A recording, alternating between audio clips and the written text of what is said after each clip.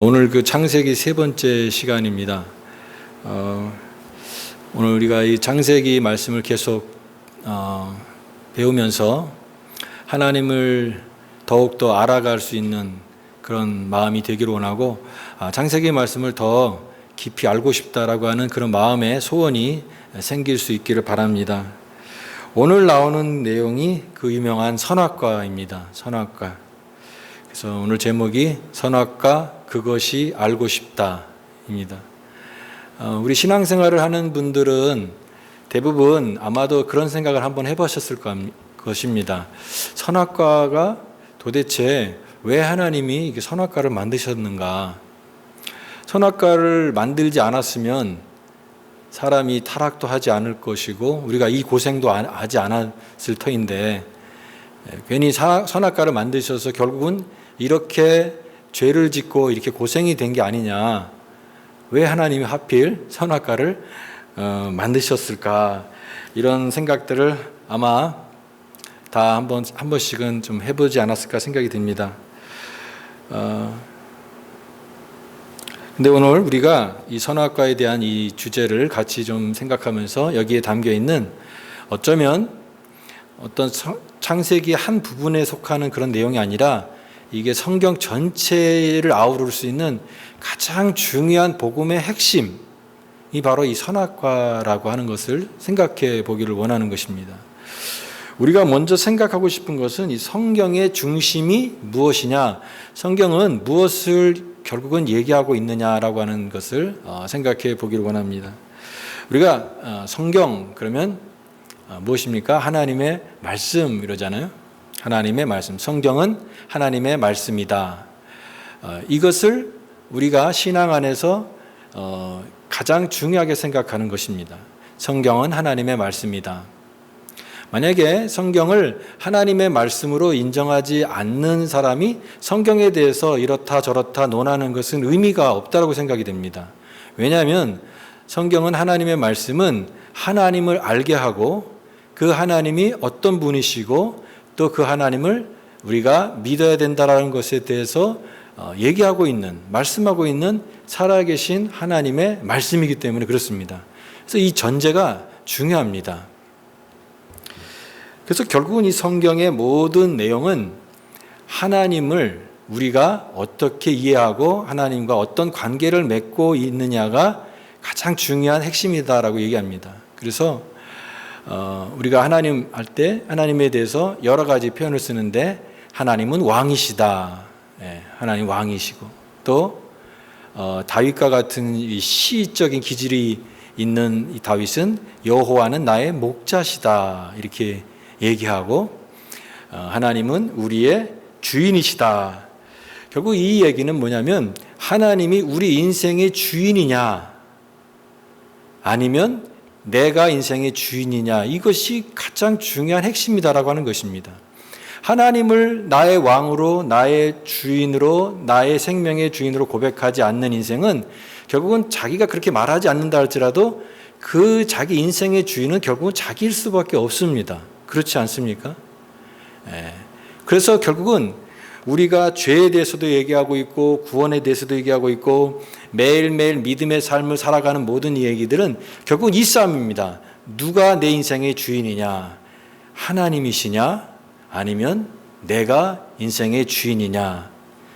그 싸움 때문에 우리가 죄가 있는 것이고 또 매일매일의 이 믿음의 삶의 승패가 결정되는 그것이 바로 하나님의 주인 되심, 하나님의 왕 되심, 하나님이 우리의 왕이 되신, 목자 되심, 이것을 내가 삶 속에서 그냥 입술로만 단순히 말하는 것이 아니라 정말 실제로 하나님을 그렇게 인정하고 살아내느냐라고 하는 것에 거기에 달려있다라고 하는 것입니다.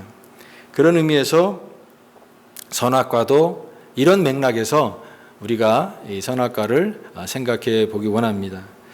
그래서 오늘 선악과 그것이 알고 싶다, 선악과에 대해서 좀 생각해 보기 원하는데요. 이 선악과는 원래 이 선악과, 여기 본문에 보면은 선악을 알게 하는 나무입니다. Knowledge of good and evil. 그러니까 선과 악을 아는 지식을 갖고 있는 나무라고 하는 뜻이에요. 근데 여기 그 선악과가 지금 오늘 어떤 배경 속에서 나옵니까? 이제 사람을 만드신 하나님께서 이제 에덴 동산을 만드셨죠. 여러분, 그 에덴 동산이 정말 아름다운 동산이에요. 에덴이라고 하는 뜻은 기쁨이에요. 기쁨. 그러니까 에덴 동산은 기쁨의 동산입니다. 하나님께서 가장 아름답게 창조하신 이 에덴 동산. 그 에덴 동산에 사람을 이제 창설하시고 사람을 거기다 두시고 또 거기에 아름다운 모든 나무들을 다 하나님께서 조성하셨습니다. 거의 모든 것들이 다 준비되어 있는 사람이 살기에 완벽한 그런 장소와 같은 이 에덴 동산을 하나님께서 만드시고, 그리고 이 동산을 적시고 흐르는 4개의 강, 비손, 기온, 히데겔, 유브라데, 이 강들이 흐르면서 정말 그 동산은 모든 것이 사시사철 아름다운, 우리가 이 파라다이스라고 그러잖아요. 그 파라다이스와 같은 그것이 바로 에덴 동산이 나옵니다. 자, 그런데 오늘 이 9절 말씀에 그 동산에 모든 것들이 아름다운 나무들이 있고 풍성한 그런 동산 가운데에 하나님께서 생명나무와 선악을 알게 하는 나무를 거기다 두십니다. 생명나무와 선악을 알게 하는 이 두 나무. 그 나무에 대해서 많은 설명들이 없습니다. 그래서 많은 어떤 이 해석들이 여러 가지가 있고, 또 때로는 이단이나 잘못된 사설을 가르치는 사람들이 이것을 함부로 해석을 해서 잘못된 성경의 가르침에서 떠나는 그런 경우도 많습니다. 여러분, 성경이 말하는 데까지, 그 성경이 가는 데까지 가고 성경이 멈추는 데서 멈추겠다라고 하는 말이 있죠.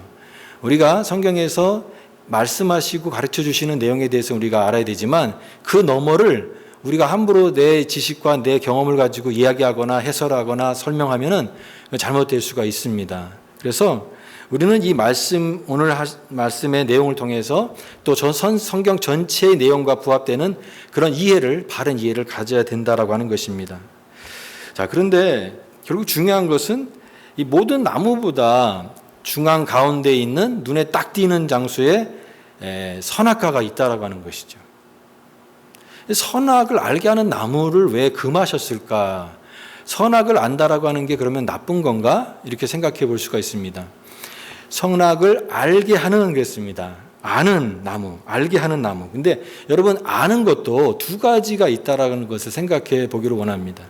위로부터 아는 알미 있습니다. 이것은 그것에 대한 경험이 있고 그런 준비가 되어 있는 성숙한 그런 사람이 이것을 알게 됐을 때 그 지식은 굉장히 도움이 되는 그런 지식입니다. 그런데 아래로부터 아는 게 있습니다.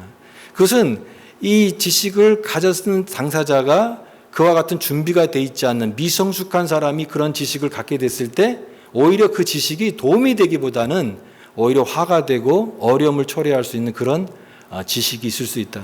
우리가 그런 지식이 있겠죠. 미리 경험하지 않아도 나중에 자연스럽게 알 수 있는데, 그런 미성숙한 사람이 그런 것을 너무 어른의 세계를 알게 될 때 아이들한테 오히려 그것이 좋은 게 아니라 독이 될 수 있는 그런 경우도 생각해 볼 수 있을 것입니다. 아무튼 이 선악과가 여기 가운데 동산에 있는데, 그런데 왜 하나님께서는 다른 나무는 다 마음껏 너희 따먹고 또 그것을 즐길 수 있게끔 하셨는데 왜 유독 이 선악과만은 금하셨냐 하는 것입니다.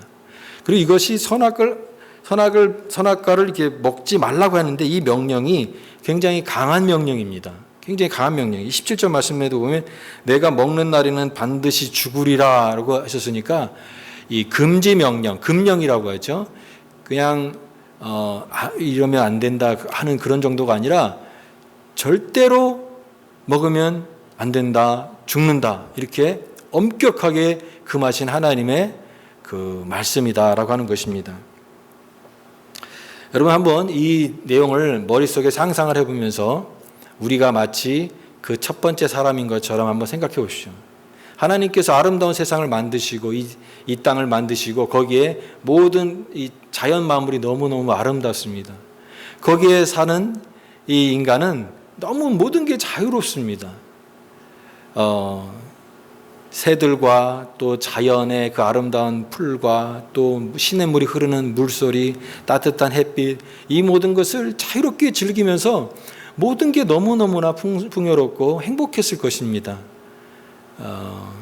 먹고 싶은 게 있으면 또 얼마든지 먹을 수 있고, 또 잠자고 싶으면 잠 자고, 또 쉬고 싶으면 쉬고, 이 모든 것들이 다 자유롭게 이렇게 되는 그런 아주 아름다운 공간에 지금 사람이 살고 있습니다. 하나님은 이 에덴 동산에 있는 사람에게 하루에 한 번씩 이렇게 검사하시는 그런 분이 아니셨습니다. 그냥 인간은 그냥 자연스럽게 그곳에서 살고 있었던 것이에요. 간섭하거나 하나님이 뭐 잔소리를 하시거나 그런 것이 아니라 그냥 아름답게 모든 것이 자연스럽게 흘러가는 그 환경 속에서 사람은 살고 있었습니다. 그런데 여러분, 다른 모든 그 사물들이나 이 나무들을 볼 때 그는 그냥 이 모든 것들이 그냥 있는 것이에요. 그러나 다른 것들에 대해서는 전혀 그런 생각을 하지 못하지만 이 동산의 중앙에 있는 이 나무를 딱 볼 때, 이 선악과를 볼 때는 무슨 생각을 하게 될까요? 그 나무에는 다른 의미가 있는 것입니다. 그냥 일반적으로 다른 모든 자연 만물에게 스쳐 지나가고 아무 생각이 없을 수 있지만 그 나무만큼은 뭔가 다른 의미로 다가오는 것입니다.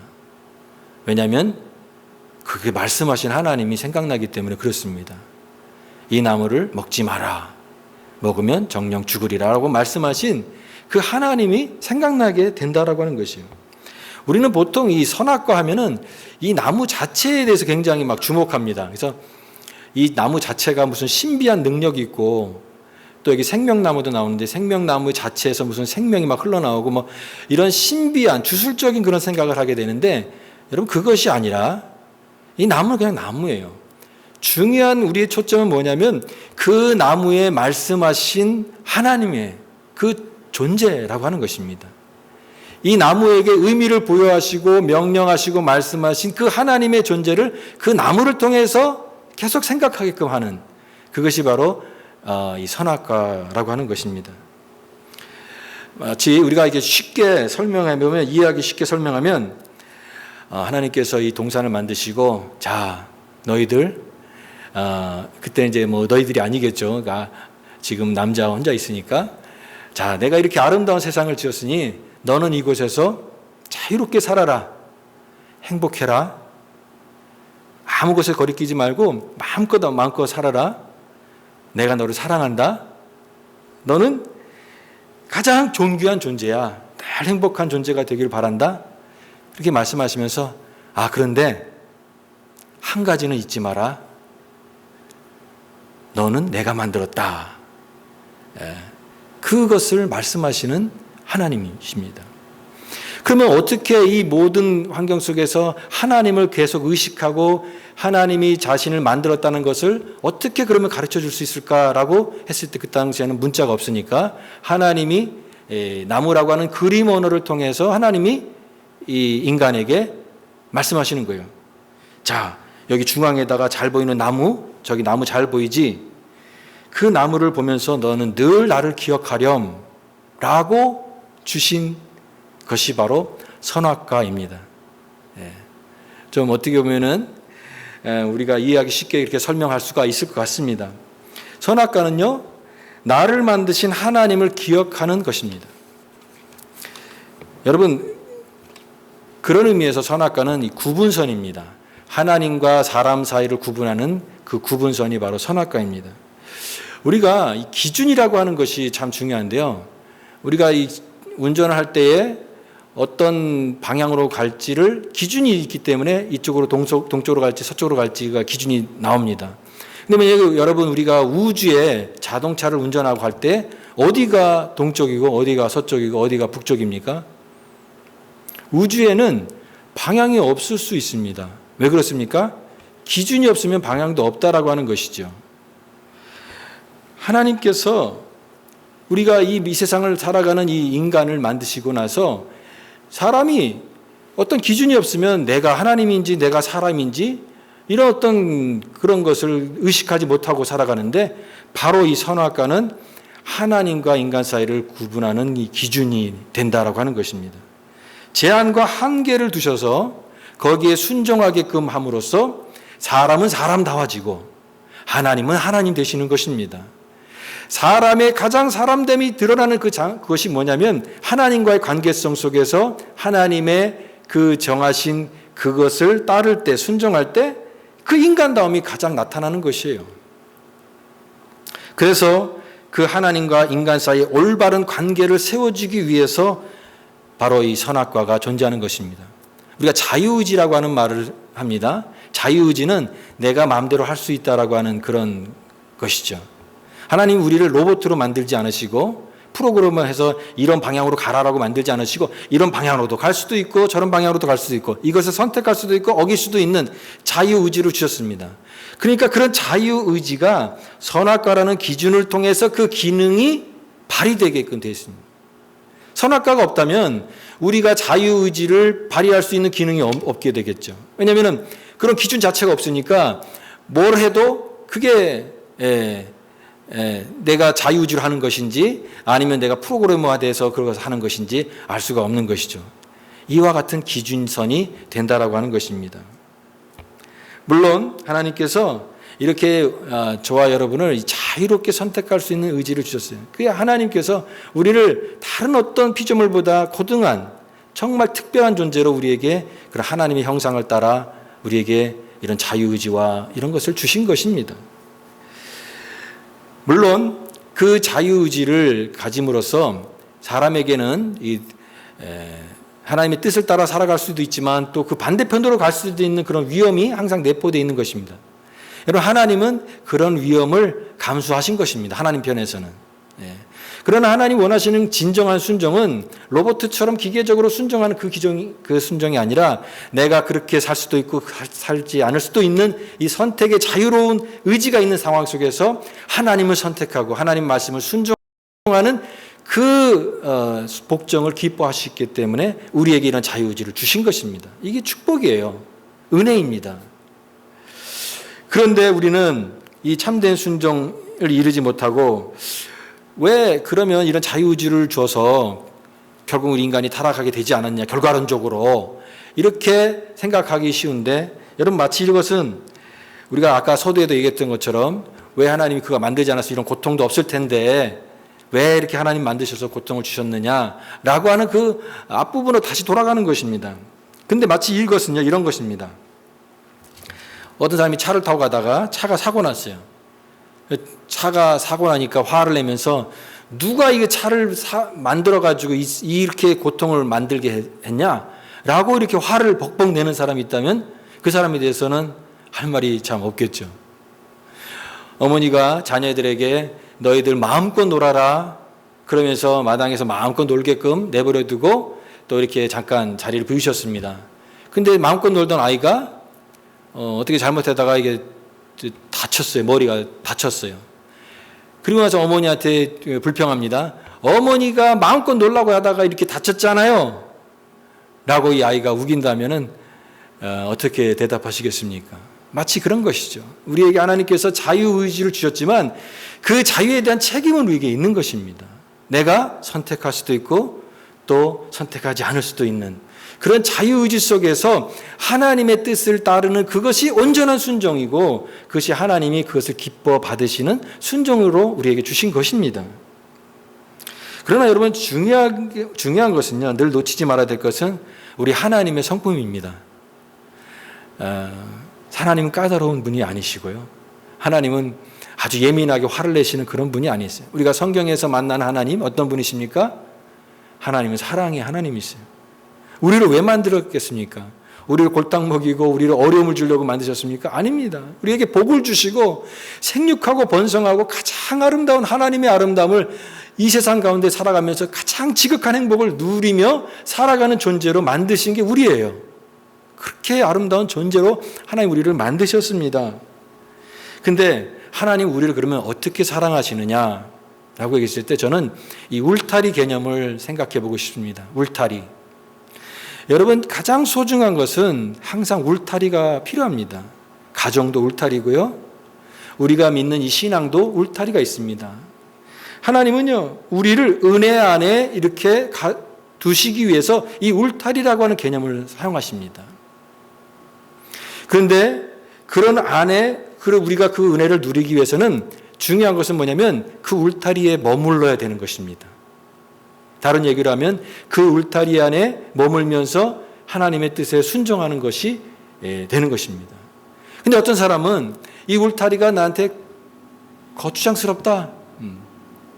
이게 나를 자유를 제한한다. 나를 속박한다. 그러면서 그 울타리를 벗어나는 삶을 내가 살고 싶어 한다면 그것은 바로 성경이 말하는 불순종이 되는 것입니다. 그러나 그 울타리가 나를 위한 것이라고 생각하면 이 울타리는 하나님이 나를 보호하시는 보호막입니다. 그리고 하나님이 나를 품어주시고 안아주시는 하나님의 사랑입니다. 그래서 그 안에서 우리는 머물게 되고 그 안에서 우리의 모든 것을 누리게 될 때 그것이 바로 성경이 말하는 순종이고 복종인 것입니다. 하나님의 품에 안기는 거예요. 그 왕이신 하나님의 통치를 인정하고 살아가는 것이 우리 인생의 가장 큰 행복이고 기쁨이다. 그래서 우리는 사람이 사람 되고 하나님이 되신다. 바로 그 하나님과의 관계성 속에서 가장 아름다운 그 모습으로 하나님의 은혜의 울타리 안에 머무는 그것이 우리의 가장 큰 복이고 기쁨이다라고 하는 것을 우리는 생각을 해야 됩니다. 오늘 이 선악과는 그러면 오늘 21세기를 살아가는 우리에게 어떻게 적용될 수 있을까? 여기 창세기에 나와 있는 그 내용 먼 이야기로만 그냥 우리가 생각할 것이 아니라 오늘 이 말씀이 오늘 우리의 삶에 적용이 될 수 있기를 바랍니다. 성경은요, 항상 우리 앞에 길이 있다라고 얘기합니다. 너의 앞에 길이 있다. 하나는 하나님의 약속의 말씀을 따라가는 길입니다. 비록 그 길이 좁은 길이 될 수도 있고 어려운 길이 될 수도 있고 많은 사람들이 찾지 않는 길이 될 수 있지만 그 길을 반드시 가게 되면 그 길은 생명의 길이다. 너에게 영원한 생명을 주는 그 길이다. 그러나 또 다른 길도 있는데 그 길은 하나님의 뜻을 따르지 않고 내 인생에 내가 주인이 돼서 내 마음대로 가는 그 길입니다. 하나님과의 관계가 끊어지고 불순종하게 되고 결국 그 길은 영원한 사망의 길이 된다라고 하는 것입니다. 이 길을 보여주십니다. 그러면서 이 사는 길을 가라고 하는 것입니다. 생명을 선택하라고 하는 것입니다. 왜 멸망의 길로 죽음의 길로 가느냐? 생명의 길이 여기 있는데 영생의 길이 여기 있는데 기쁨의 길이 여기 있고 회복의 길이 여기 있는데 왜 길을 선택하지 않고 그 길을 가지 않느냐? 그 길을 가라라고 얘기하는 것입니다. 그 길을 선택하라고 얘기하는 것입니다. 시냇가에 심은 나무처럼 그렇게 하나님의 영혼에 잇대어서 살아가라고 얘기하는 것입니다. 그런데 오늘 그 생명을 선택하지 못하고 그 울타리의 선을 넘어갔을 때 결국은 불순종이 빠지게 됐고 창세기의 아름다운 세계는 깨어지게 되었고 타락이 들어왔고 죄의 관계로 모든 아름다운 관계들이 다 깨어지고 만개된 것입니다. 하나님의 말씀을 결국은 어기게 된 것이죠. 결국은 이렇게 보면은 우리가 이제 다음 주 계속 또 다룰 내용이겠지만 이 아름다운 파라다이스, 이 에덴 동산도 결국은 완전한 것이 아니었다라고 하는 것입니다. 에덴 동산이 완전한 줄 알았는데 완전하지 않았어요. 이렇게 그런 틈이 생기고 이렇게 깨어진 관계가 됐으니까 에덴 동산도 완전한 그런 파라다이스가 되지 못했습니다. 세상에서 가장 아름다운 장소이긴 하지만 완전한 것은 아니었다. 완벽하진 않았다. 여러분, 첫째 사람도 마찬가지입니다. 하나님이 정말 최고의 걸작품으로 만든 이 사람, 너무너무나 아름답고 완벽한 하나님 너무 기뻐하시는 사람이었지만 이 사람도 완전하지 않았다. 불완전했다라고 하는 것입니다. 그래서 우리가 이 창세기의 내용을 읽고 우리가 정말 실망을 하게 되고 참 이 내용들이 결국은 고통스러운 이야기가 될 수밖에 없는 그런 이야기가 되었느냐라고 얘기했을 때 오히려 가장 깊은 어둠 속에서 가장 별이 빛난다라고 하는 말이 있습니다. 가장 절망적인 그런 순간 속에서 우리는 오히려 역설적으로 가장 놀라운 그런 이 복음의 감격을 깨닫게 되는 것입니다. 실망하고 고통스러운 얘기가 아니라 오히려 이 불완전성을 우리가 느끼면서 하나님 나라의 완전한 것을 더 사모하는 그런 마음이 되게 된다라고 하는 것이에요.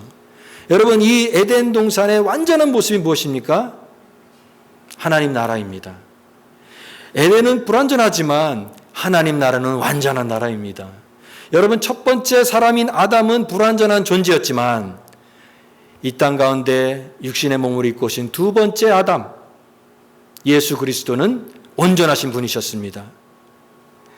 여러분, 이 교회가, 이 땅의 하나님 나라의 모형이라고 한 교회가 완전합니까? 교회도 문제가 많잖아요. 별의별 얘기 다 일어나잖아요. 우리가 이렇게 불완전합니다. 모든 게 다 불완전해요. 이 땅에 완전한 것이 없습니다. 그러나 그 불완전 때문에 우리가 절망하고 좌절하는 것이 아니라 그 불안함 속에서 우리는 완전한 것을 더 소망하고 그것을 바라보는 그 복음의 감격과 믿음을 우리가 생각하게 된다라고 하는 것입니다. 그래서 여러분, 이 선악과 옆에 있는 생명나무를 주목하게 되는 것입니다. 생명나무가 도대체 그럼 뭐냐? 창세기에 나와 있는 이 생명나무는 성경에 나오지 않습니다. 거의. 잠언에 잠깐 나오는 생명나무에 대한 어떤 표현들이 나오는데, 생명나무가 모습을 구체적으로 드러낸 것은 창세기에 나와 있는 이 생명나무, 그 다음에 맨 마지막에 나와 있는 요한계시록에서 생명나무가 등장을 합니다. 이제 새하늘과 새 땅 모든 것이 만물이 새로워지는, 하나님께서 창조를 완전히 회복하시고 새롭게 재창조하신 완전한 그 하나님의 새하늘과 새 땅에 거기에 생명나무가 나옵니다. 요한계시록 22장에 또 그가 수정같이 맑은 생명수의 강을 내게 보이니 하나님과 및 어린 양의 보좌로부터 나와서 길 가운데로 흐르더라. 강 좌우에 생명나무가 있어 12가지 과일을 맺되 달마다 그 열매를 맺고 그 나무 잎사귀들은 만국을 치료하기 위하여 있더라. 생명수가 흘러가는데 거기에 12달마다 맺는 이 생명나무가 거기에 있습니다. 한 그루가 아닌, 강 좌변에 있으니까 얼마나 많은 생명나무가 있습니까? 여러분, 그런데 생명은요, 항상 성경에서는 생명은 누구를 가리키냐면 예수님을 가르칩니다. 예수님께서 요한복음에서 예수님은 나는 생명이다. 나는 곧 길이요 진리요 생명이다라고 말씀하십니다. 내가 너희들에게 먹은 생명의 떡이다. 수가성 사마리아 여인들에게 이 물은 다시 목마르지만 내가 주는 물은 영원히 목마르지 아니하는 생수가 될 것이다. 바로 성경에서 말하는 생명은 예수 그리스도이십니다. 그러므로 여러분, 이 창세기에 나와 있는 이 선악과 옆에 있는 이 생명나무는 바로 예수님을 상징하는 것입니다. 예수님 안에 생명이 있습니다. 예수님이 바로 생명나무이세요. 첫사람은 실패하고 모든 것들이 다 이런 모든 하나님의 아름다운 질서를 다 파괴했지만, 그러나 생명나무 되신 예수 그리스도가 이루는 구원, 그분이 이루시는 그 회복, 이것을 통하여 하나님은 우리의 생명을 더욱더 확대시키시고 풍성하게 하시는 그것을 보여주고 있는 것이 바로 오늘 이 창세기에 나와 있는 내용입니다. 여러분, 선악과의 결론은 결국은 순종입니다. 순종. 하나님과 인간이 바른 관계를 가지고 교제하는 그것이 우리의 생명이다라고 하는 것을 가르쳐주는 것이 바로 선악과입니다. 오늘 저는 실제적인 적용을 여러분들과 같이 나누고 있습니다. 첫 번째 사람이 이렇게 그 선악과에 대한 그런 유혹을 이기지 못하고 이제 타락하게 되는데, 오늘 우리가 살아가는 삶 속에서도 이와 같은 유혹이 있습니까? 없습니까? 너무나 많습니다. 오늘 그리스도인을 유혹하는 많은 유혹들이 있고, 우리도 죄를 지을 수 있는 그런 요소들이 너무나 많이 세상 속에서 살아가고 있습니다. 먹음직도 하고 보암직도 하고 이것을 범하고 싶은 그런 많은 유혹들에 끊임없이 노출돼서 살아가는 우리의 그 신앙의 삶 속에서 어떻게 그러면 이런 것들을 우리가 잘 지킬 수 있을까? 현실의 시험에서 유혹을 어떻게 이길 수 있을까? 자꾸 먹고 싶은데, 자꾸 죄 짓고 싶은데, 내 마음대로 하고 싶은데, 하나님 떠나서 내 마음대로 하고 싶은데, 이런 유혹들이 어떻게 이길 수 있을까라고 하는 것입니다. 성경은 결국은 이 두 가지 길 속에서 우리가 어떤 길을 택하느냐라고 보여주고 있습니다. 시편 1편 말씀에 복 있는 사람은 악인의 꾀를 쫓지 않는다. 결국은 악인의 길을 쫓는 사람도 있지만 그러나 참된 복이 있는 사람은 누구입니까? 그 길을 거부하는 사람입니다. 예. 요셉이 죄를 지을 수 있는 그런 환경에 노출됐을 때 그가 도망갔죠. 여러분, 죄는 모양이라도 버리라고 했습니다. 여러분, 살아가면서 죄를 지을 수 있는 그런 어떤 환경이 됐을 때 내가 그러면 죄와 한번 씨름해서 내가 이겨봐야겠다. 그렇게 하지 마시고 죄가 보여지고 죄의 모양이 있을 때 그것을 벗어나서 도망가실 수 있기를 바랍니다. 예, 도망가는 것도 하나의 방법입니다. 36개라고 하는 그 손자병법에 그런 나와 있죠. 피하는 겁니다. 죄의 모양을 버리라고 했으니까요. 또 하나의 말씀은 디모데전서 4장 5절 말씀입니다. 우리가 어떻게 결국 거룩해지느냐? 너는 하나님을 닮으라고 했는데 be imitators of God. 우리가 하나님을 어떻게 닮을 수 있습니까? 하나님 어떻게 흉내낼 수 있습니까? 디모데전서 4장 5절 말씀에 하나님의 말씀과 기도로 거룩해지니라. 하나님의 말씀과 기도를 통해서 우리는 거룩해지는 것입니다. 악으로부터 떠나는 것입니다. 바른 길로 가는 것입니다. 하나님의 그 은혜의 그 울타리 안에 우리가 머무는 것입니다. 우리의 연약함을 인정하고 이 세상의 어떤 유혹이나 거기에 우리가 관여하는 것이 아니라 생명에 집중하는 것입니다. 하나님의 그 풍성한 생명에 집중하는 그런 것이 바로 우리가 풍성한 삶을 살 수 있는 비결인 것입니다. 저는 2장 이 17절 말씀, 선악을 알게 하는 나무의 열매는 먹지 말라. 내가 먹는 날에는 반드시 죽으리라. 이 말씀을 이렇게 바꾸고 싶습니다. 우리에게 주신 것은 결국은 십자가입니다. 여러분, 십자가의 은혜를 결코 잊지 말기를 바랍니다. 내가 십자가의 은혜를 결코 잊지 않으리라. 내가 십자가의 은혜를 버리는 순간 너는 결코 정령 죽으리라. 이 말씀 그렇게 해석하고 싶습니다.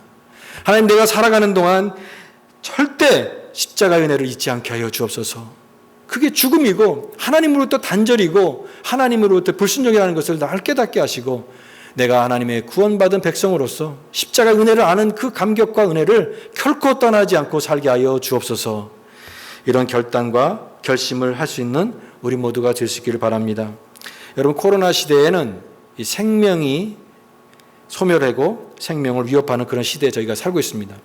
여러분, 그러나 이 생명을 위협하는 이 시대 속에 우리가 더욱더 그럴수록 더 붙잡아야 되는 게 생명의 본질입니다. 생명의 본질이 바로 예수 그리스도이십니다. 예수님 안에 있는 생명을 더 집중하는 것입니다. 이 세상의 다른 것들보다 생명이신 예수 그리스도를 더 사모하는 것이에요. 우리 교회가 이와 같은 생명의 역사가 일어나기를 바랍니다. 오늘 이 예배 드리는 예배가 생명이 막 북돋는 그런 예배가 회복되기를 원합니다.